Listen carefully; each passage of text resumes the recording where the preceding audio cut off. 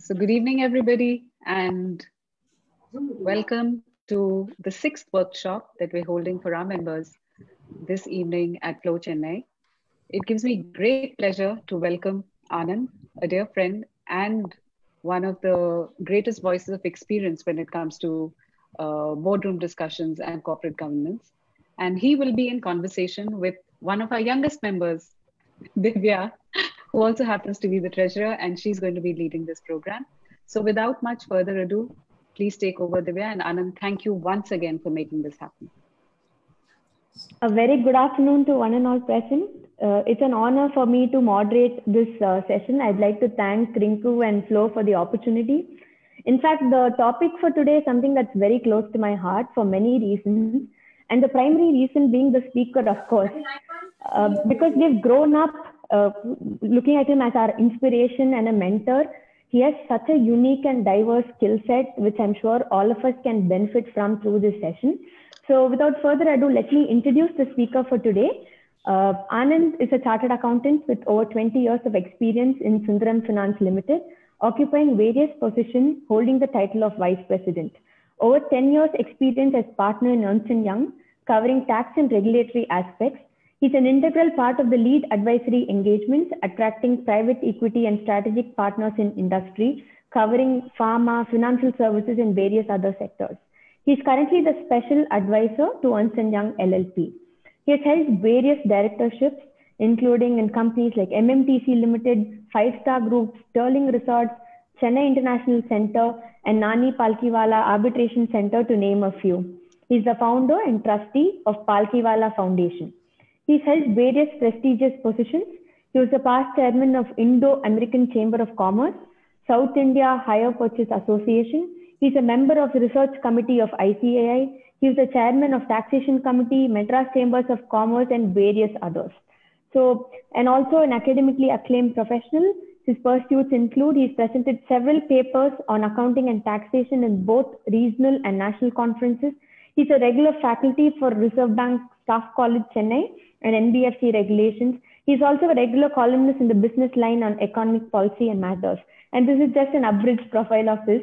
So we're really looking forward to hearing from you today. Thank you so much for taking time out for this session. To start with, it would be great if you could give us a background about the topic for today and how corporate governance intervenes with the directors on board as women. Over to you, sir. Good evening, everybody, and thank you, Rinku and Divya, for giving me this opportunity to address, which is largely a ladies' audience, but I am sure a few men are also assembled here. In fact, I was jocularly telling, I think, Rinku, that this is the second time in my life that I'm addressing an all-woman audience. The first was back in 1996, where I was a chief guest of a convocation at the Women's Christian College, and that time I was very visibly nervous. Today is no different. This is a very, very prestigious organization, FLO Chennai, and I'm aware that you are doing a splendid job in trying to put together various programs and events for the benefit of all the members. So the subject is actually there are three subjects in this subject. And actually I originally coined it to say women in boardroom and corporate governance. But I think somewhere, Divya took her own decision and included women in family business, boardrooms, and corporate governance. So effectively you have three modules covering the entire spectrum of women in various managerial functions. But I'll try to set the trend in giving you a snapshot of exactly what this looks like from different perspective. And then I'm told there is going to be a conversation with Divya and then a Q&A session later. But my mind now goes back actually to 1969. I was just about 8 years old. And I was a witness to a very interesting, very different type of a managerial talent, which was unleashed by my grandmother back in 1969, when she was administering the agricultural land holdings of her family in a very obscure village near Namakkal. At that time itself, I was stunned because here was a lady. She had absolutely no gadgets to support her, no iPads, no laptops, no pen, no pencil, nothing. And she was putting together all the elements of the economic modeling, which is land, labor, capital, and organization, to the most productive use. She was generating surplus out of the land, commanding respect among the laborers, and she was an absolutely intuitive entrepreneur. Now, this was in 1968. I'm sure all of you would have gone through this because historically you would have seen women occupying various positions of managerial perspective in a different arena. Now, if you fast forward it to 2020, has the situation dramatically changed? The laws have changed, regulations have changed, and lots of changes globally also in terms of women occupying very distinctively high positions of office. Now, if you fast forward it to 2020, what exactly has happened? Europe and certain other advanced countries set the tone. Norway in 2008 was the first country to legislate mandatory positioning of women in corporate boards, 2008. And now in Norway, 40% of the directors are all women. Norway incidentally has a woman prime minister. The entire European Union witnessed a sea change between 2008 to 2020, where women occupy very significant positions in the corporate ladder. Now, apart from Europe, you see certain other Western countries also following suit in legislating that women occupy premier board positions in various companies. The global Fortune 200 companies data shows that 21% of the directors are women, and this was a snapshot of about 200 companies. It went up from 10.4% in 2004 to 21.4% in 2019. It has doubled. The India story is not so glamorous, but it's definitely making good progress. Women representation on the board was a very pitiable 7% in 2017. It has now climbed to around 15% right now in 2019. Ideally, the benchmark or the goal should be that women representation on the board should be anywhere between 25 to 30%. We should get there in due course. Maybe the next decade, we'll see more women occupying very senior positions. The legislative part of India saw the change in 2013 Companies Act, where the law mandated that every listed company should have one woman director. Apart from listed companies, certain other unlisted companies based on turnover and net worth criteria also should have a woman director. So this is the law. Now, when the law came in 2013 and now we are in 2020, what exactly has happened in the 7-year period? A lot of women are showing lots of interest to occupy board positions. There are challenges, but there are also duties to perform in taking up these positions. Some of which cannot be really cast in stone in writing, but it evolves over a period of time through experience, through looking at what changes are happening in the corporate world also and adapting. To me, I think the most important issue is not occupying the position. What do you do in that position? If you take a corporate board of 12 directors, and let's say you are the only woman director, can you make a mark? Of course you can make a mark. A typical board meeting which lasts over a day or sometimes now 2 days because of several committee meetings and board meetings and so on, the attention span has to be 200%. And generally it is empirically tested that the concentration of a woman is far superior to that of a man. I don't need data to tell you that. You need to concentrate hard. You need to prepare a lot. In both these parameters, actually woman scores over the man. Second important plus point that you start even before you enter the boardroom is that men generally enter with some sort of preconceived number criteria inside their head. You know, I need to achieve this number. This is the goal, 25% growth, profit after tax should be so much. There is a host of number crunching that happens when a man enters a boardroom. Fortunately, majority of the women who enter the boardroom do not have the baggage of numbers. They enter a boardroom with a singular purpose to contribute to the discussions.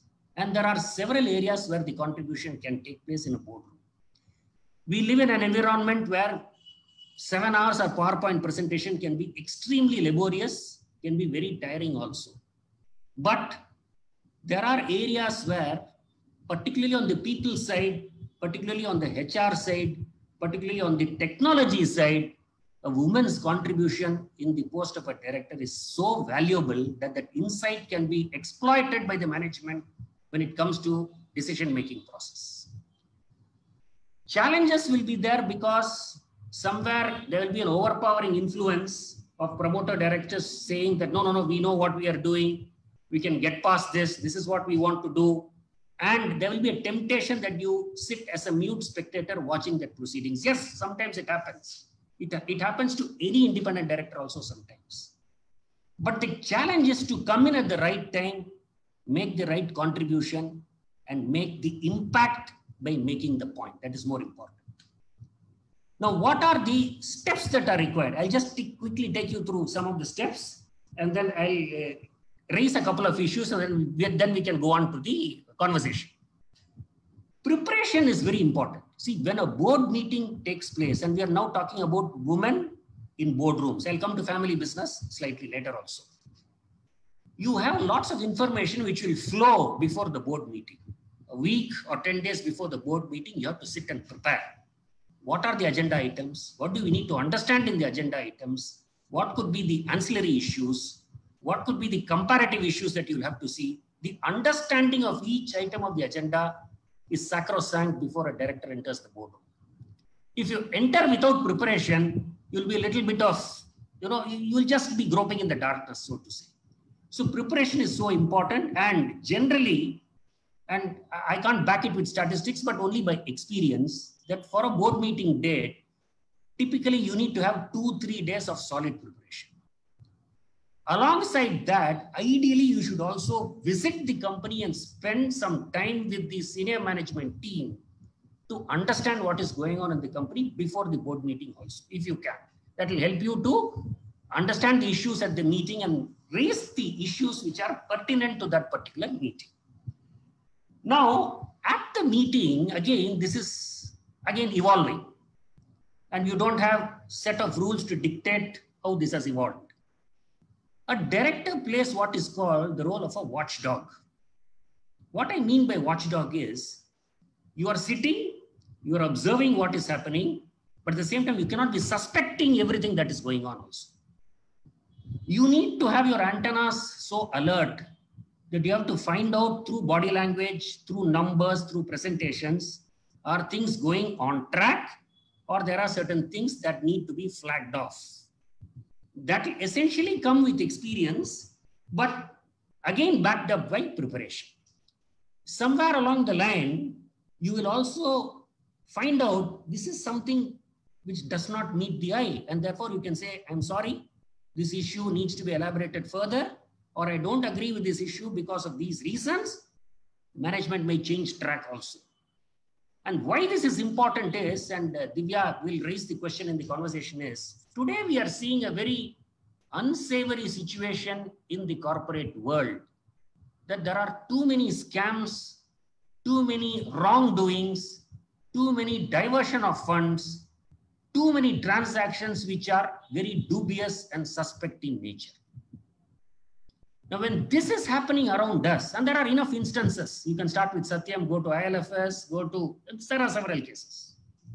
And including in the world, there are so many. It's not that India is isolated as far as corporate wrongdoings are concerned. It has happened in the US, it's happened in the Middle East, it's happening in Europe, it's happening elsewhere. Despite all the checks and balances in place, including a robust board, a very carefully selected group of directors, you still have wrongdoing happening, because somewhere the human brain is able to think 4 steps ahead that it can bust any control, bust any system, whatever you call it. So the agility, vigility, and the watchdog role is so important for a director that you cannot take your eyes off the antenna at all. You have to concentrate hard if you want to make an impact. So the last point I want to make is, when I spoke about the watchdog role, but you cannot also perennially play what is called the speed breaker role. If you keep on blocking everything, keep on obstructing everything, you are jeopardizing the progress of the organization. So the balance lies in deftly handling the situation of playing the watchdog role at the same time playing what is called not the speed breaker role. You have to encourage where it is required, put the speed breaker where it is required. And this is a very careful balancing act. It is not prescribed in any textbooks, as I say, it has to evolve with experience. Now, why it will come naturally to all of you is that multitasking is inherently in the DNA of every woman. I don't want to elaborate all that, home versus office. Those are all very old cliché. But all I can say is that multitasking comes so naturally that you can see the 360-degree view of what is happening in the corporate world, adequate preparation, and raise these issues. These are very testing times, very important times. In family business, what happens is a woman's role in a family business is more profound because you are also the owner, you are the manager, you are supposed to deliver results, you are supposed to generate profits and also participate in the profits. But in a non-family business, your role is more like a watchdog, keeping a close watch on what is happening in the company. So these are two distinctive roles. Some of the issues are common in both, but you'll have to clearly understand the distinctive role between women in family business and women in the non-family business. On governance, we have a plethora of laws and regulations. Plethora. There are, in the last count, there are about 5,200 laws in the country at the central level, 4,400 laws at the state level. So this country is looking at 10,000 regulations to regulate 1.3 billion population of this country. We are an extremely regulated country. And every corporate entity has to wade through so many regulations that a director sitting on the board will find it extremely difficult to understand, digest, and also grapple with so many regulations. But we have to do it. We have no other go. An obscure violation of a Factories Act provision in some corner village can technically and theoretically land all the directors in jail. Technically. I'm not saying in every case it happens, but this is the way some of these laws are so strict. So we have all the checks and balances in place, but we have to be alert. These are exciting times. The next few years, the focus will be on corporate boards. And when I say corporate boards, the role of independent directors, particularly women directors, will be extremely important in the overall scheme of things. We have 16 lakh registered companies in India, 7,400 listed companies in India. Every of the 7,400 listed companies should have one woman director. Similarly, certain other non-listed companies also should have women directors. So there is a lot of demand, but there is a supply shortage. People don't want to get in because of various reasons. One, of course, the fear of the unknown. But now, because of this, independent directors data bank and whatever, people are slowly coming into the mainstream to try to get into corporate boards. I will stop with that. There is enough to cover where I only sort of scratched the surface, so to say. But I'm sure during the conversation, we'll have more to highlight. Over to Divya. Thank you, sir. That was very insightful and we got a perfect understanding about the background of this topic. Now, as you rightly said, the proportion of women in boards has been increasing. In fact, with the BSE 100 companies, as of 2020, this proportion is now 14%. It was earlier 10%. While it's still a dismal number, I think it is in the good direction of increasing, proportion. So now my question is, sir, since you've been in the board of many companies, what do you look for when you look at taking a woman director? What are the experiences she should have, or do you look for any specific qualification? What does it take for a woman to become a director in the board? Very interesting, very good question. See, generally what happens is, though the election of the board members, generally, not talking about women particularly, has to happen in a very objective criteria of selection. It doesn't happen that way. The promoter, managing director or chairman knows somebody, he selects.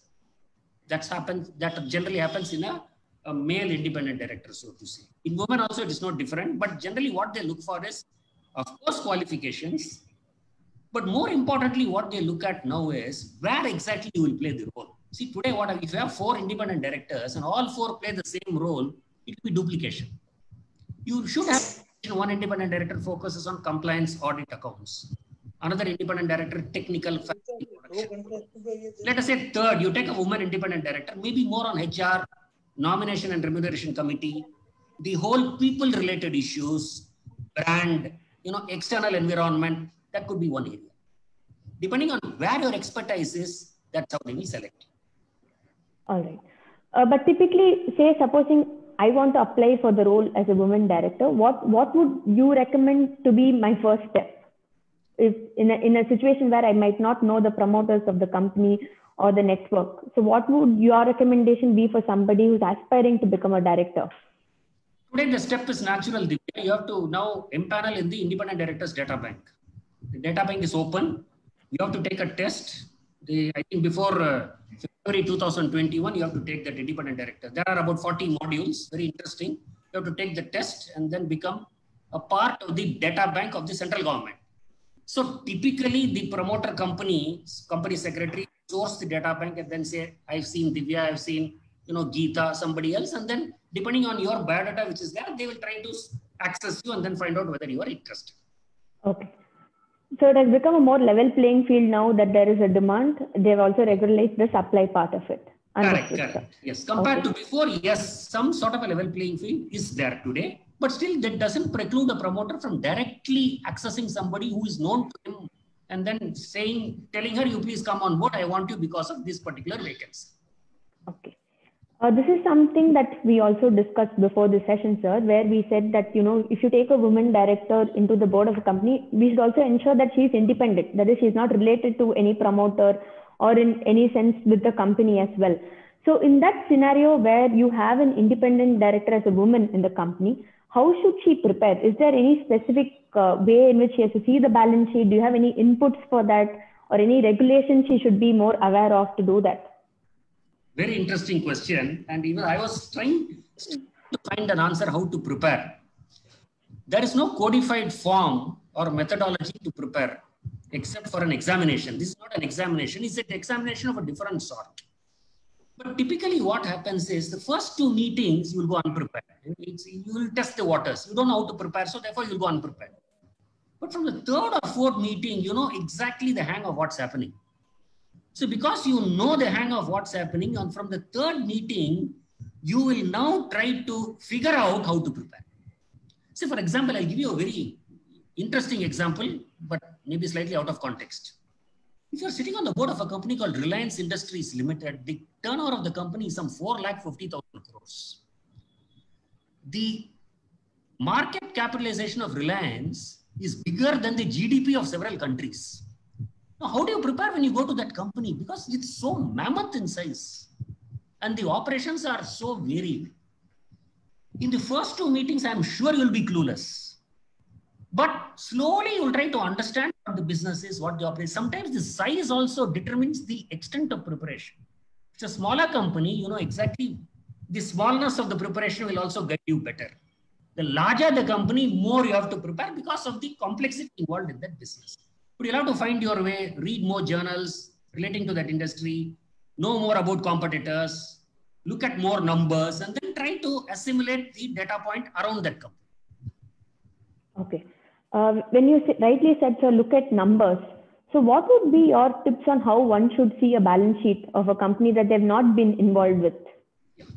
See, first, I wanted to stay away from numbers, but Divya is forcing me now to discuss numbers. But anyway, see, in a balance sheet first, you'll have to now understand capital. What is the net worth? Then what are the sources of borrowing? See, finally, business is undertaken through borrowings. Is the company over borrowed, less borrowed? If it's over borrowed, your risk is greater, right? Because you have to repay the loans with interest. These are some of the basic things that you have to look at. Now, in the profit and loss account, it's very similar to how you manage your own home affairs. You have income, you have expense, and the balance goes to your bank, and then you invest and you get your interest, and then the household savings goes up. Very similar in the business P&L account. There is an income, there is an expenditure, and there is a profit, and then you have to declare dividend. So these basic numbers awareness should be there.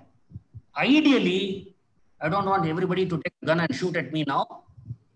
Ideally, you can even memorize some of the numbers before you go to the boardroom. It will help you. If you have those numbers, at the back of your hand, and start asking questions around those numbers, then it will really put the management in a bit of a spot because they know you have come prepared. But I wanted to avoid discussing numbers. Divya has forced me now to talk about numbers. Thank you, sir. I think that is an excellent input because that is something that we might not think of, but actually knowing your numbers will go and people respecting the board as well. So now moving on to a family business scenario, typically women in the family become directors of that business. So what is your take on the same? What would you recommend for them to do when they become directors in their own family businesses? This is a tricky question. You know why? Globally, there is data to support that in family businesses enterprises, largely family dominated and driven businesses, after the third generation, it fragments. You have to perform, you have to deliver. Okay. So as I said, sir, tying into that question further, say we're a third generational or a fourth generation entrepreneur into the family business. Typically what we see is a lot of properties, ancestral assets get tied in with that business. So in the event where, it goes through many generations, what would be your suggestion for them to safeguard their interests and their share to the property for the company? Typically, what happens, Divya, is there are two aspects to a family business: family wealth and family business. These are distinct, identified products. The family business is craving for continuity. The family wealth, which is independent of the family business, can be looked at slightly differently. And family wealth can consist of real estate, shares in companies, your fixed deposits, whatever.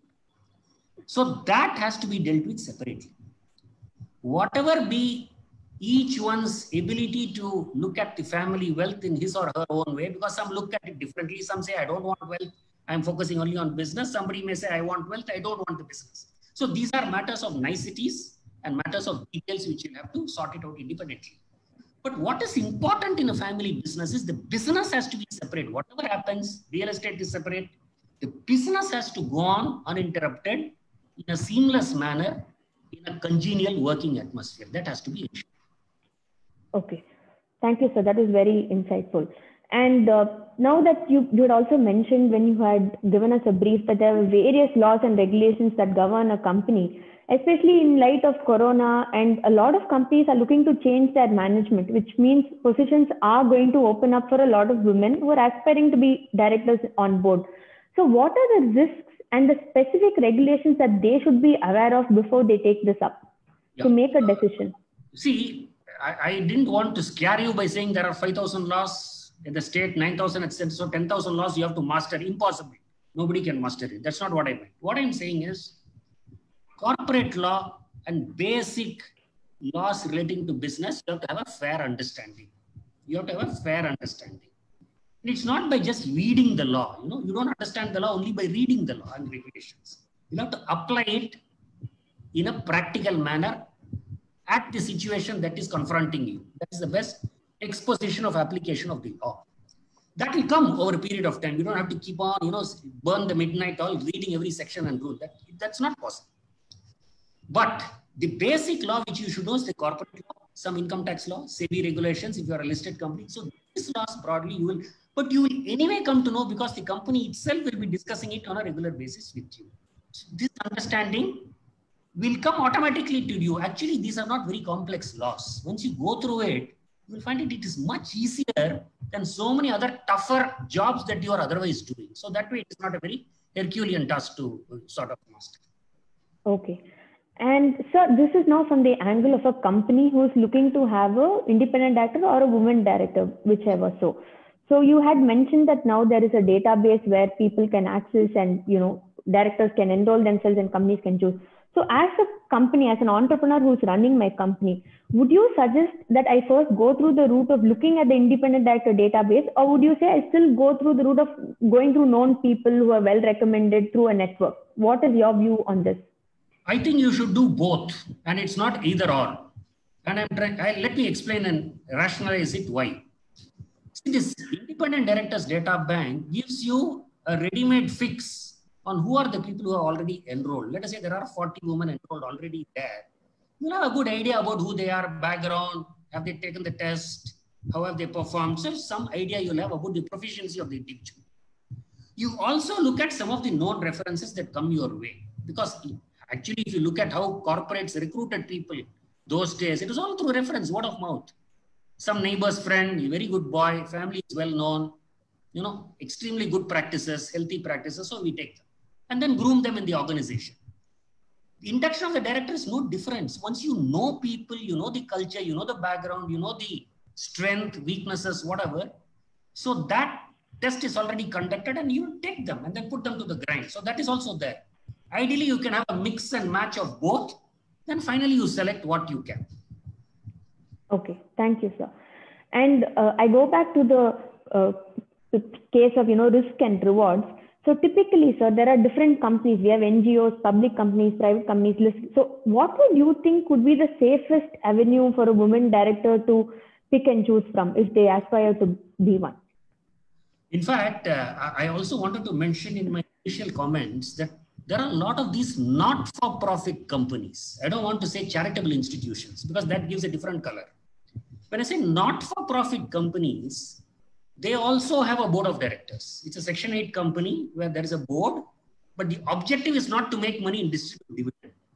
But some of the rigor of corporate law, regulations, governance applies in equal force to a not-for-profit company like a for-profit company. A woman naturally will fit into a not-for-profit company because the basic tenets of social service, corporate social responsibility, etc. comes naturally to them. And they will easily sort of command respect in that. It's a no-brainer. You can anyway fit in there. But to get a wider perspective and experience, you should have a mix of Section 8 companies, 1 or 2 listed companies, 1 or 2 non-listed companies, family companies, so that you get a complete sweep or coverage of different type of corporate experience. Thank you, sir. You had also covered this where you mentioned that, it typically involves 2 to 3 days of preparation before you attend a board meeting. If you could give us specifically what we need to do to prepare for a board meeting, what we need to do to attend a board meeting, and also after a board meeting in terms of minutes, what we need to review, what we need to have on hand, it would be very helpful. I think I have not faced a stiffer test than this final exam. That is the type of grueling I am being put to now, but it's okay. I am enjoying it. Now, before the meeting, depends on the meeting. Let us say the meeting is the annual accounts adoption meeting. The type of preparation will be completely different because you have to go through the accounts in detail. When I say accounts, the income and expenditure of P&L account, balance sheet, notes on accounts, and now in the COVID situation, there are so many other types of disclosures that are required in the corporate balance sheet. So that's a very detailed preparation on the accounts. In the Q1, Q2, Q3, relatively less, but there is some standard preparation which you have to do. See, each agenda item has got its own preparation. For example, the related party transaction. Let me take one example because I can't cover all the examples. If a company is placing related party transactions before the board for approval, you'll have to understand who is the related party. Why is the company entering into a transaction with a related party? Is it a fair transaction? It is an arm's length transaction. Had the same price be charged if you are given it to a third party rather than a related party? So these are the questions you will have to ask yourself, find the answer, look at the documentation to see that the answers are correct. One example of preparation. As you rightly said, after the meeting, once this is approved, then the minutes come for approval. That is very important. The minutes has to be circulated within 15 days of the meeting, draft minutes. And more often than not, the draft minutes are not given importance today. People don't look at it carefully. You have to go word by word to the minutes because when the matter goes to a court of law, the minutes is the most important document which will help to defend the director in case there is a problem. What did he say in that meeting, whether it's recorded, whether the item was properly discussed, whether the decision was properly made. These are all forming part of the minutes. I don't want to get too technical now, but all I'm saying is a very important element of time that you have to spend after the meeting. Thank you, sir. And in the wake of the scandals that have come, Satyam, ILFS, and also with the general how the economy has slowed down now, how important do you think corporate governance is going to be in the days going forward? Very, very important. And I'll tell you 3 reasons why it is going to be so important that all of us will be thoroughly engaged. Now look at the past. Why did all these scandals take place? First of all, the underlying factor was greed. Why is greed coming into our system? It is because of competition. Why is competition entering the system? It is because of one-upmanship. And because we want to compete with somebody else in the same business, we want to do all sorts of things.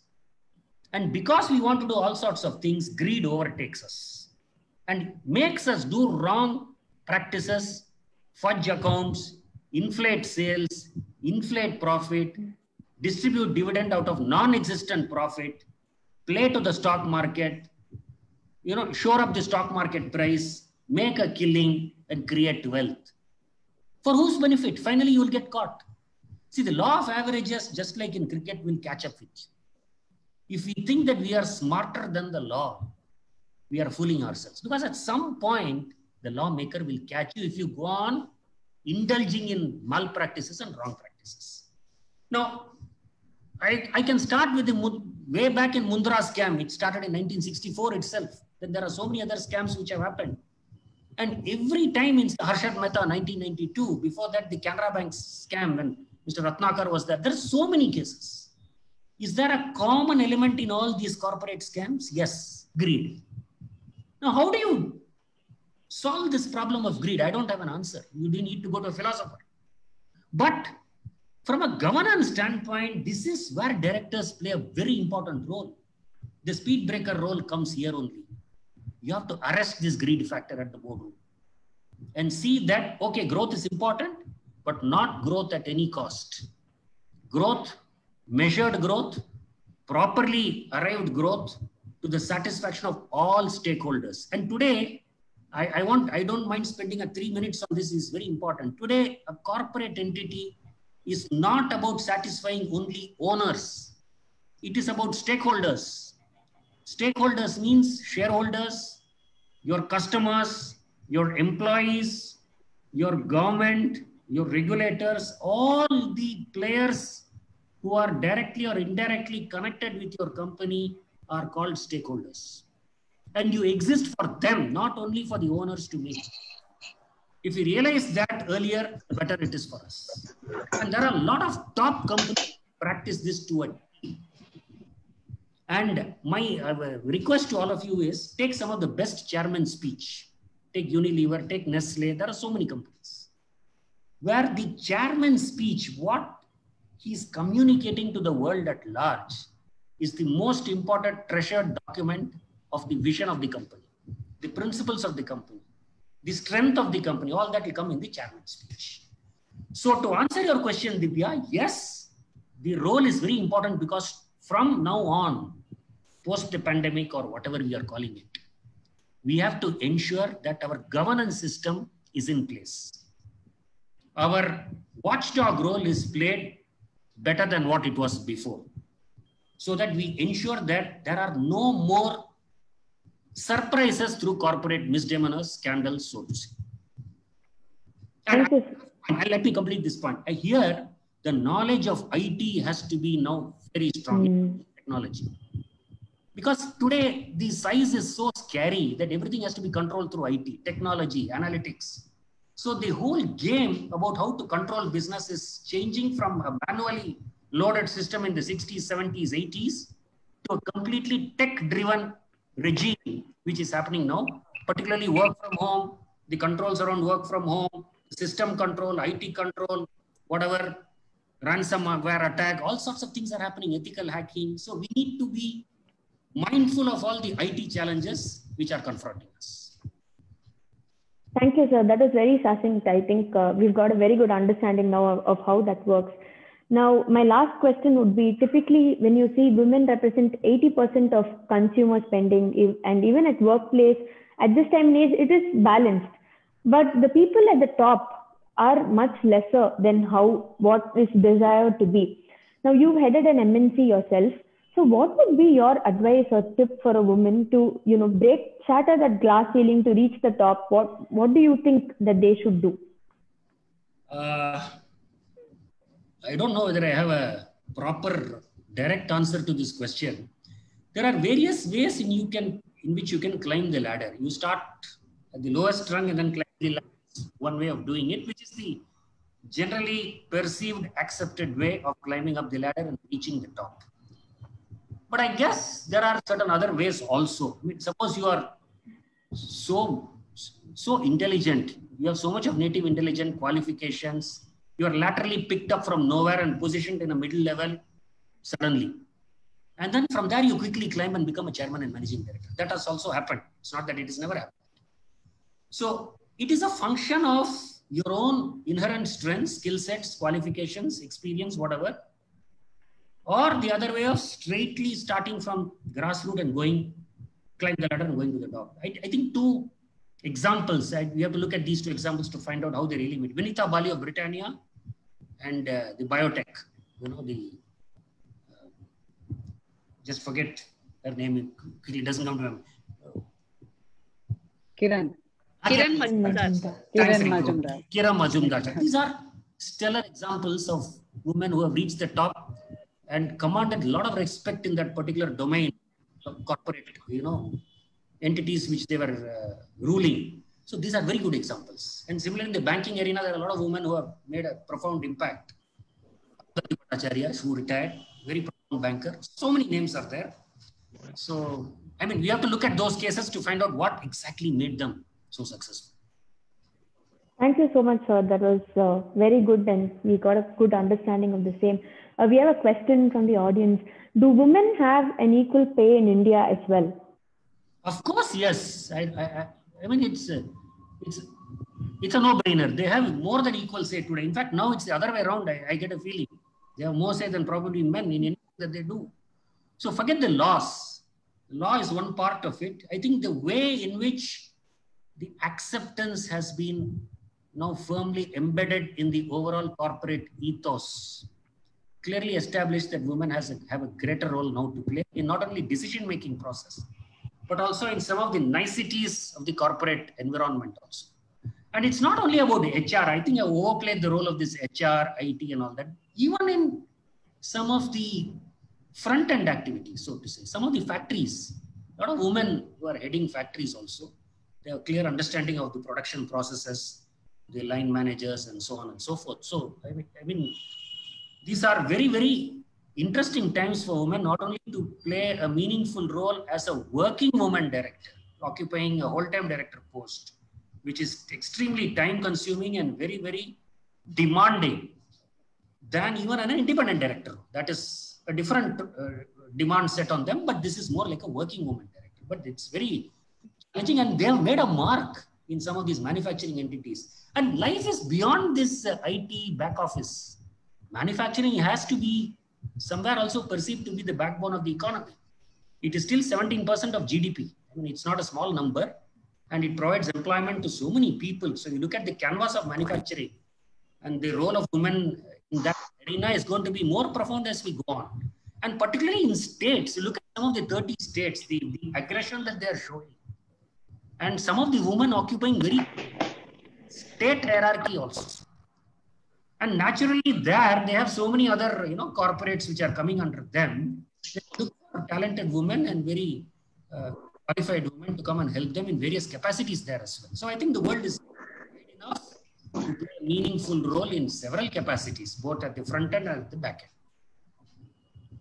Thank you, sir. Sir, in your view, for a woman who's aspiring to be a director, do you think that they should have a special focus on to acquire specific skills for that as a separate career goal? Or do you think that is something that has to tie in with what they do regularly for their career and something that happens as a byproduct? I would say the latter. I don't think you need to undergo a specific course. If you can, nothing like it. I'm not downplaying its importance, but the flair to know things naturally will come. If you're interested, first of all, you should have interest in that. See, anything, if you show interest, you will master it in no time. Suppose you are doing it in a half-hearted manner, then you have a problem. It should not be a kadane. It has to be a very serious issue. Once you set your mind that I want to take this up as a career, independent director role.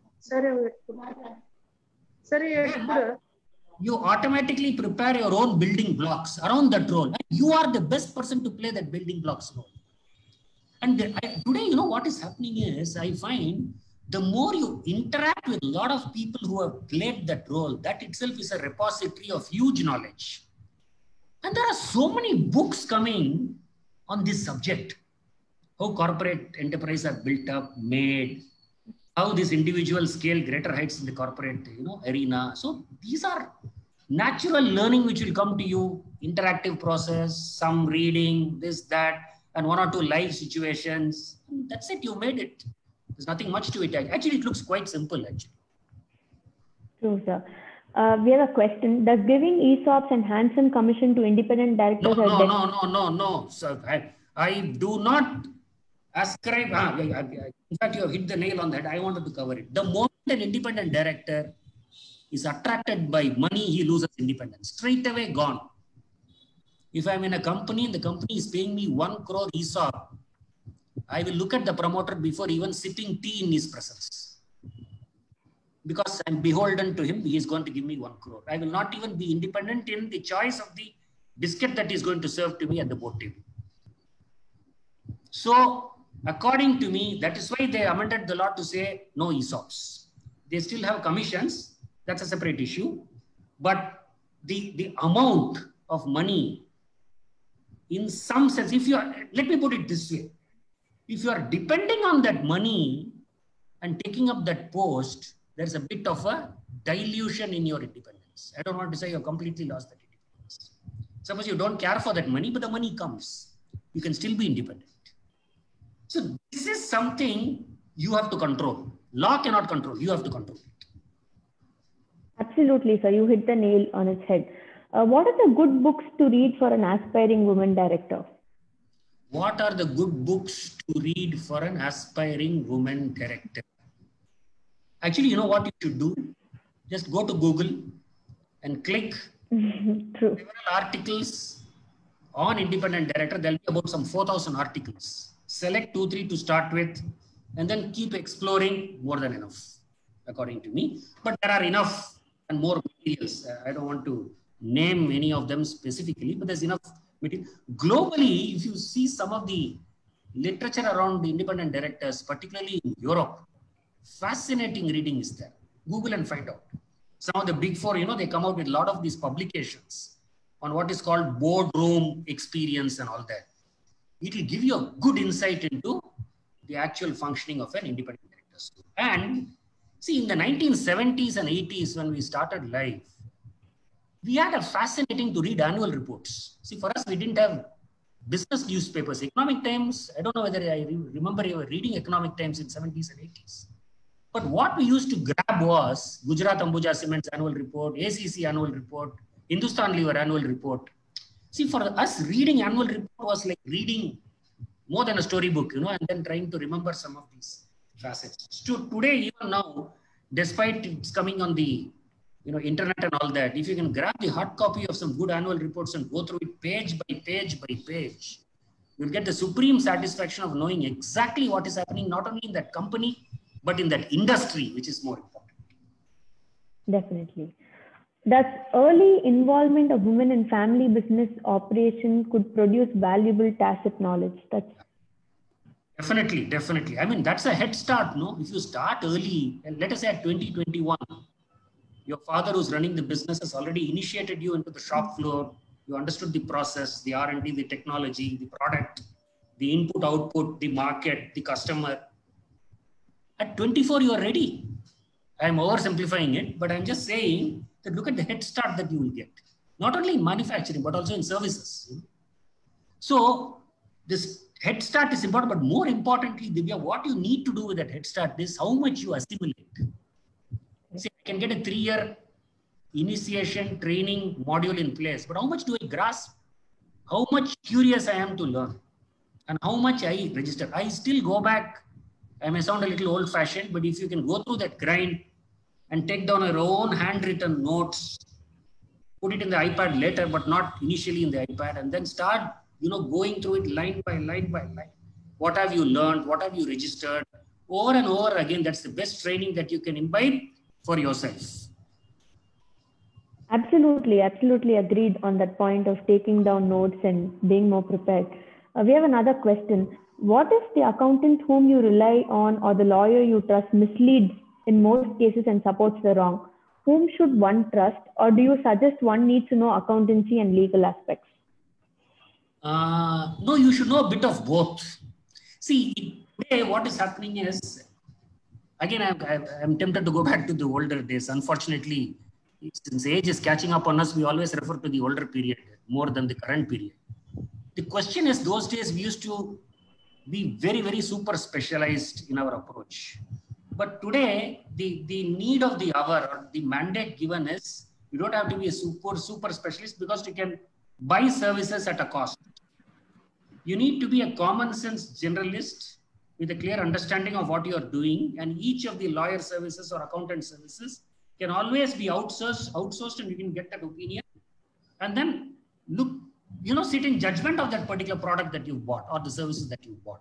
So that is the approach today, which has worked well. See, ultimately it's a cost benefit. You can't be mastering all the subjects. If you keep on reading every subject, by the time you know every subject, you'll be 90 years old. It's too late in life, right? So you need to understand what you need to know quickly, get to the bottom of the issue, and what, as they say, hit the ground running. So the earlier you do that, the better for you. Thank you, sir.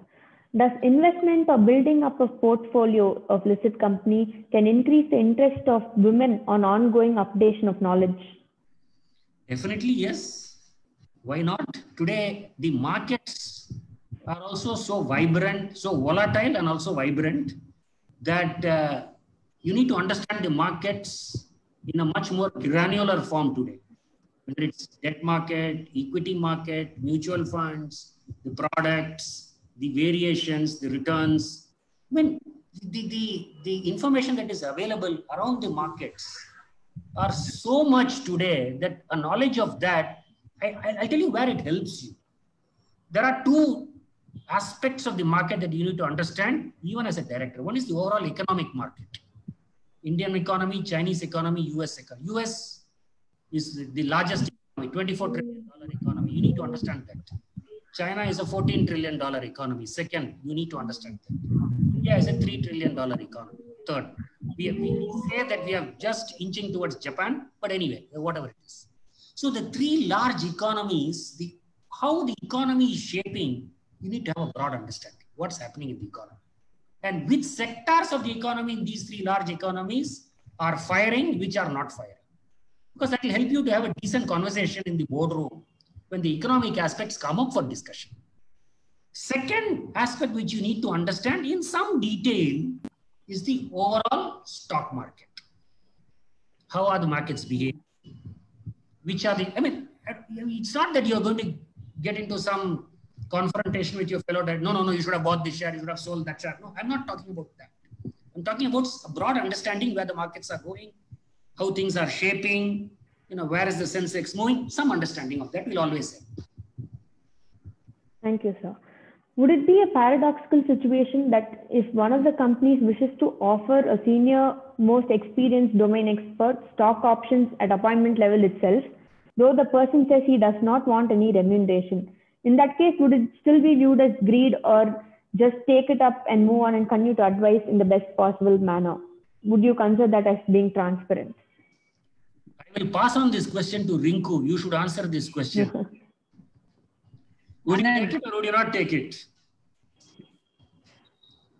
I think it would depend on what the present or the current situation of the company would be at that point and how much I would be able to contribute to it. If I felt there was fresh blood that was, able to give more and there were others like me already, then I would probably not do it. I don't think I would let emotion or loyalty come in the way of taking a position. Spot on. I wouldn't have answered it like this. My answer would have been much more. You would have joined. Very, very pedestrian. You gave a very detailed answer. But, the crux of the issue is this. It's about short term versus long term. Finally, where you enter and where are you playing this game? Are you playing this game at the periphery? Are you playing this game as a 5-day test match? That's the call you have to take. Yeah. But today, everybody wants to play a T20 game. It's glamorous, it's shorter, quick money, entertaining. Nobody wants to see a 5-day test match, right? That's the issue. Thank you. As a promoter, director, minority shareholders, what are the legal implications of board decisions or wrongdoings which you were not privy to? Yeah. There are two types of liabilities a director generally have to be very careful about. Now, instantly, all directors are covered by an insurance policy. To that extent, we are all reasonably safe, right? Because some insurance company can come and then probably bail us out through the money aspect. But the larger problem, if you land yourself in a serious trouble, I don't think there is any sort of a solution around that. The vaccine comes, the corona vaccine or whatever, equivalent of that. But for a promoter director, what happens is, since he is involved in the company, virtually hands-on, every paper is signing, checkbook is in his control, or whatever NEFT transfer is in his control. He's doing the day-to-day decisions. His liability, courts have held that this liability is more serious than a non-promoter independent director. Because I go once in 3 months, right? Day-to-day, I don't know what's happening. But yes, there are certain liabilities. See, if I'm aware of what is going on, particularly wrongdoing, and I've been a party to it, of course I'm liable. But suppose I'm not a party to that, something has happened behind, not even aware of it, I'll have to prove it in a court of law if it comes to it. Then yes, I will escape. But we are again, it's a thin ice situation. So how much do you know? How much do you don't know? And this is where the independent directors find this dilemma. Regulators are not able to fix this dilemma. How much of hands-on should I be? If I be very hands-on just to know that I want to know everything, then I'm not an independent director. I'm a whole-time director, right? But if I be completely hands-off, then I am at a loss. I don't know what the hell is happening there, right? So this balance between hands-on versus hands-off is the most important challenge that an independent director is facing, for the simple reason we don't have regimented answers to these questions. Absolutely. Very well explained. What should the remuneration of directors sitting on boards of small companies be to have a great governance at the beginning? Independent directors? General independent directors or a regular director? Independent directors, the fees has been fixed by the statute. The maximum sitting fees cannot exceed ₹1 lakh. 1 lakh. Some companies start quite low, no? 15,000, 20,000, and then they scale it up, whatever. The average could be 30,000, 40,000 a meeting, and some companies they pay ₹1 lakh. So that's okay. Now, for a whole-time director, again, Divya, depends on the size of the company. See, finally, managerial remuneration, which is the concept under the Companies Act, has got a limit to the profits of the company.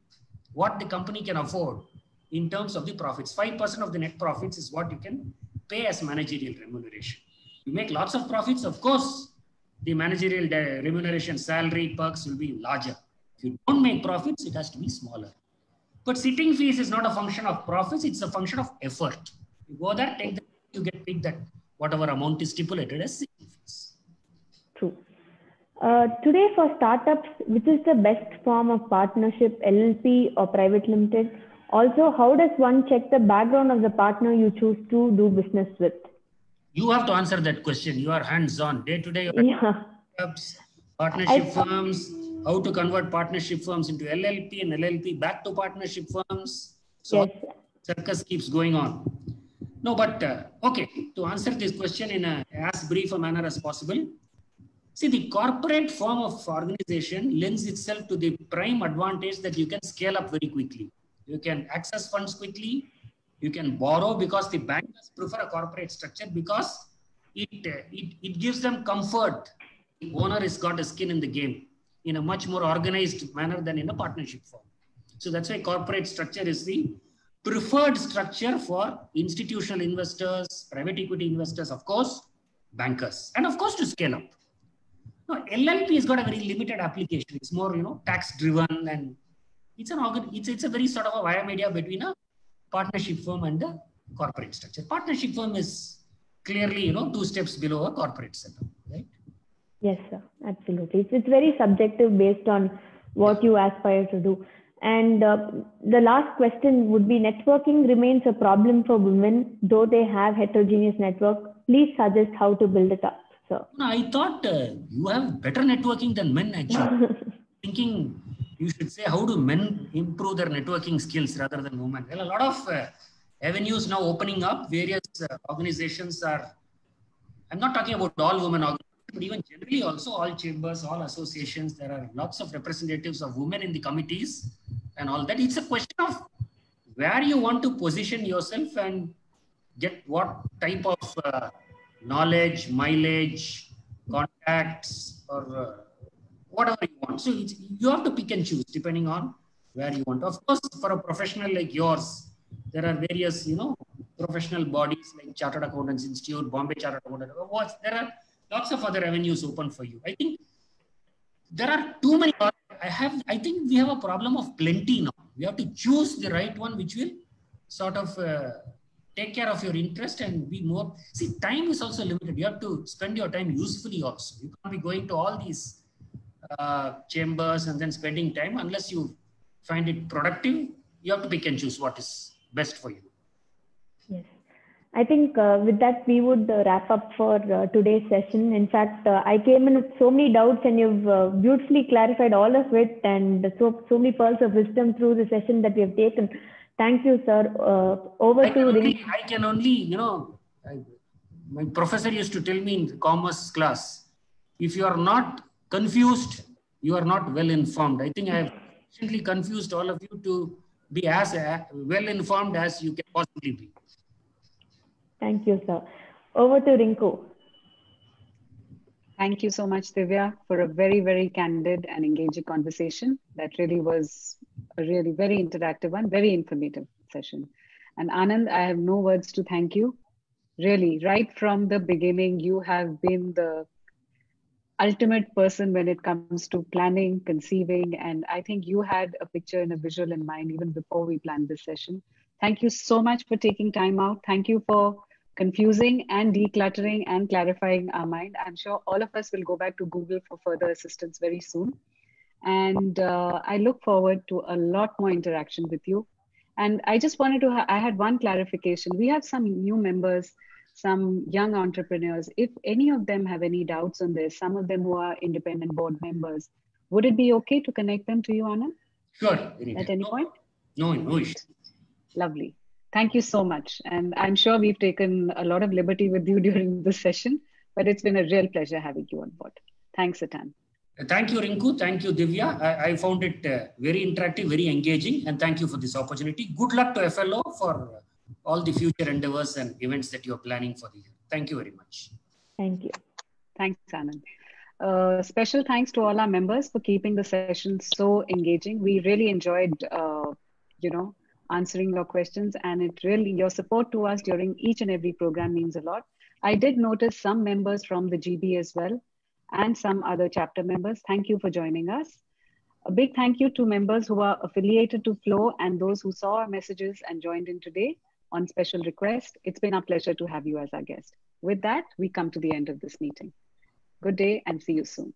Bye-bye. Thank you. Thank you. Thanks.